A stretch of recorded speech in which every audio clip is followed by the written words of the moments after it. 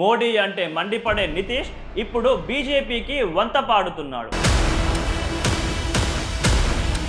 బీజేపీపై నిప్పులు చెరిగే ఓవైసీ బీహార్ మైదానంలో మొన్నటి వరకు సీమాంచల్న అడ్డా అని విర్రవీగిన ఓవైసీ తూర్పున పశ్చిమ బెంగాల్, పశ్చిమాన ఉత్తరప్రదేశ్ సహా ఉత్తరాన నేపాల్, దక్షిణాన జార్ఖండ్ సరిహద్దులుగా ఉండటంతో బీహార్ ఎన్నికలకు ప్రస్తుత బీహార్ ముఖ్యమంత్రి నితీష్ కుమార్ ఆపరేషన్ సింధూర్ తర్వాత జరుగుతున్న తొలి రాష్ట్ర అసెంబ్లీ ఎన్నికలు.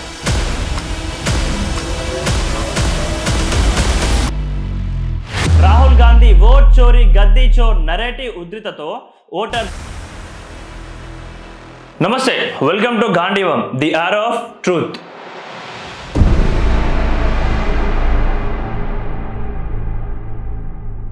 బీహార్ ఎన్నికలు ఉత్కంఠను రేపుతున్నాయి. ప్రపంచ భౌగోళిక రాజకీయాల్లో పశ్చిమాసియా, ఆఫ్ఘనిస్తాన్లకు ఏ స్థాయి ప్రాధాన్యత ఉంటుందో భారత రాజకీయాల్లో బీహార్కు అంతే ప్రాముఖ్యత ఉంటుంది. తూర్పున పశ్చిమ బెంగాల్, పశ్చిమాన ఉత్తరప్రదేశ్ సహా ఉత్తరాన నేపాల్, దక్షిణాన జార్ఖండ్ సరిహద్దులుగా ఉండటంతో బీహార్ ఎన్నికలకు అత్యంత ప్రాధాన్యం ఉంటుంది. జయప్రకాష్ నారాయణ్ ఉద్యమంగా ప్రసిద్ధి చెందిన బీహార్ మూవ్మెంట్ భారతదేశ చరిత్రలోనే తొలి అవినీతి వ్యతిరేక మహోద్యమంగా చెప్పాలి. ప్రస్తుత బీహార్ ముఖ్యమంత్రి నితీష్ కుమార్, ప్రతిపక్ష రాష్ట్రీయ జనతాదళ్ నేత లాలూ ప్రసాద్ యాదవ్ లాంటి వారంతా జేపీ శిష్యులే. బీహార్ ఎన్నికలకు ప్రాధాన్యత, ప్రాచుర్యం ఏర్పడటానికి చాలా కారణాలున్నాయి. ఆపరేషన్ సింధూర్ తర్వాత జరుగుతున్న తొలి రాష్ట్ర అసెంబ్లీ ఎన్నికలు, ఆపరేషన్ కగార్ అంతిమ దశతో పాటు రాహుల్ గాంధీ ఓట్ చోరీ గద్దీ చోర్ నరేటివ్ ఉధృతతో ఓటర్ జాబితా సవరణ, ఎన్నికల కమిషన్పై తీవ్ర విమర్శలు, కులగణన, రిజర్వేషన్ల డిమాండ్ల నేపథ్యంలో జరుగుతున్న శాసనసభ ఎన్నికలు కావడంతో దేశమంతా మగధ సామ్రాజ్యం వైపే చూస్తుంది. త్రిముఖం కాదు, చతుర్ముఖం కాదు, ఏకంగా 8 పార్టీల అష్టదిగ్బంధనంలో బీహార్ ఎన్నికల మైదానం బందీగా ఉంది. అధికార జేడీయూ, బీజేపీ, ఎల్జేపీ కూటమి ఒకవైపు, ప్రతిపక్ష ఆర్జేడీ మరోవైపు తలపడుతున్నాయి. మిథిలాంచల్లో మజ్లిస్ పార్టీ బరిలోకి దిగింది. ఆమ్ ఆద్మీ పార్టీ మొత్తం 243 స్థానాల్లో తన అభ్యర్థులను నిలుపుతానని ప్రకటించింది. అత్యంత బలహీనంగా ఉన్న కాంగ్రెస్ కూడా సత్తా చాటేందుకు అష్ట కష్టాలు పడుతోంది. ప్రశాంత్ కిషోర్ సరికొత్త పార్టీ జన్ సురాజ్ పార్టీ తన అదృష్టాన్ని పరీక్షించుకోనుంది. సిపిఐ, సిపిఐఎంఎల్, బిఎస్పీ వంటి అనేక పార్టీలు ఆటలో అరటిపండులా ఉండనే ఉన్నాయి. దేశంలో అతిపెద్ద రాష్ట్రం యూపీ, కానీ యూపీ రాజకీయాల్లో సంకీర్ణత, సంక్లిష్టత స్వల్పం. ఉత్తరప్రదేశ్ రాజకీయాల్లో సరళ రేఖలు సాగుతాయి. బీహార్ అందుకు భిన్నం. రాజకీయంగా బీహార్ చైతన్యవంతమైన రాష్ట్రం. గ్రామీణ ప్రాంతాల్లో సైతం రాజకీయ అవగాహన చాలా తక్కువ. అదే సమయంలో రూరల్ బీహార్లో కుల ప్రభావం కూడా చాలా ఎక్కువనే చెప్పాలి. భూమిహార్లో రాజ్పుత్లు, కూర్మీలు, యాదవుల సాయుధ మఠాల ప్రాబల్యంలో ఉండే గ్రామీణ ప్రాంతాలు ప్రస్తుతం వాటి నుంచి దూరం జరిగిన కులాల ప్రభావమే రూరల్ రాజకీయాలను నడిపిస్తోంది.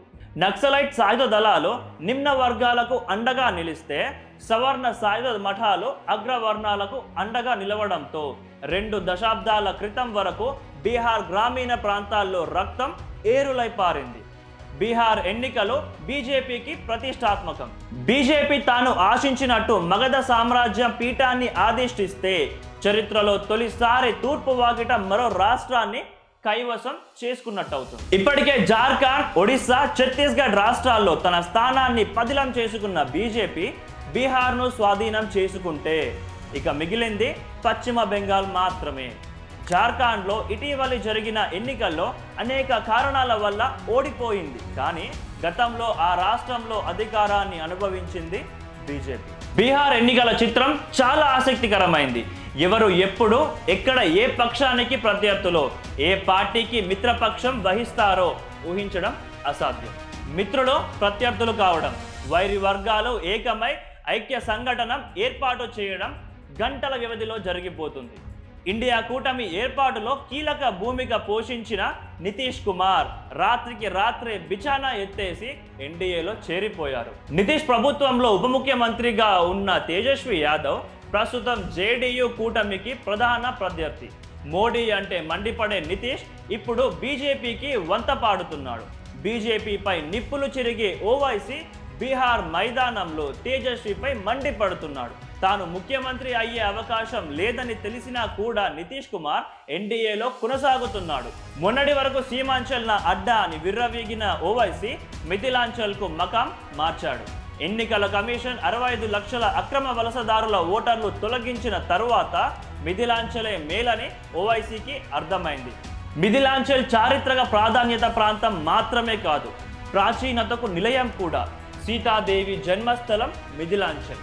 గడచిన 300 ఏళ్లుగా మిథిలాంచల్కు ప్రత్యేక రాష్ట్ర సాధన డిమాండ్ ఉంది.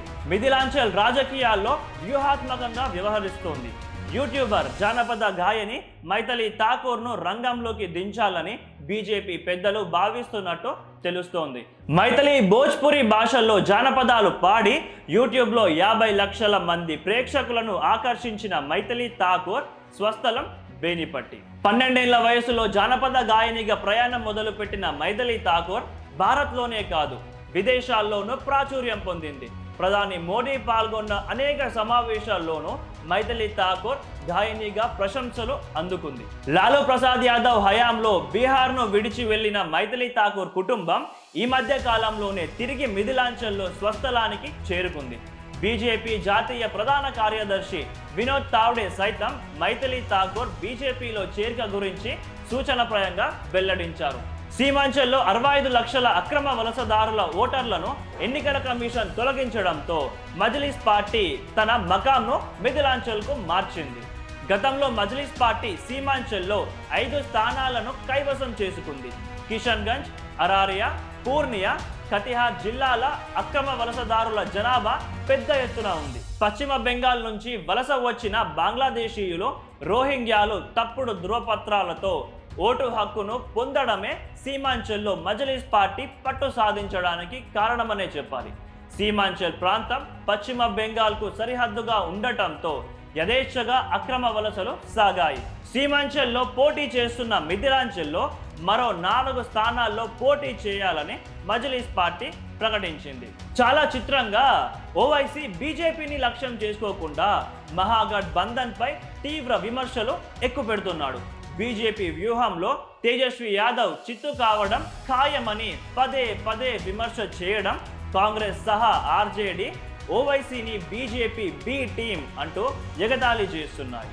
మిథిలాంచల్లోని జాలే, బిస్పీ, క్యోటి, దర్భంగా స్థానాల్లో మజ్లిస్ పోటీకి దిగుతుందని మజ్లిస్ అధినేత ఓవైసీ ఇప్పటికే ప్రకటించారు. జాలే అసెంబ్లీ స్థానంలో గత ఎన్నికల్లో బీజేపీ గెలిచింది. కాంగ్రెస్ 2 స్థానాల్లో ఉంది.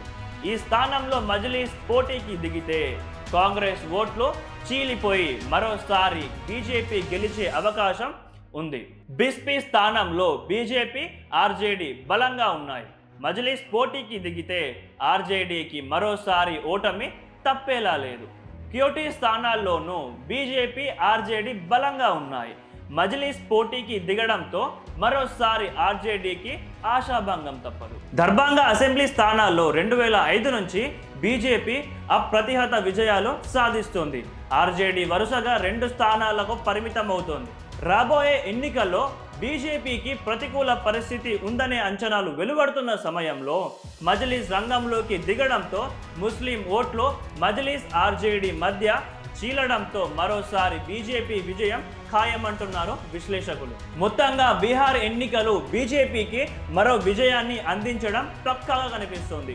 త్వరలో జరిగే పశ్చిమ బెంగాల్ ఎన్నికలపై సైతం బీహార్ ఎన్నికల ప్రభావం బలంగా ఉండే అవకాశం ఉంది. బీహార్ ఫలితాలపై మమతా బెనర్జీ భవిష్యత్తు ఆధారపడి ఉంది. బీహార్ ఎన్నికల గురించి మీరేమనుకుంటున్నారో కామెంట్లో తెలపండి. జై హింద్, జై భారత్.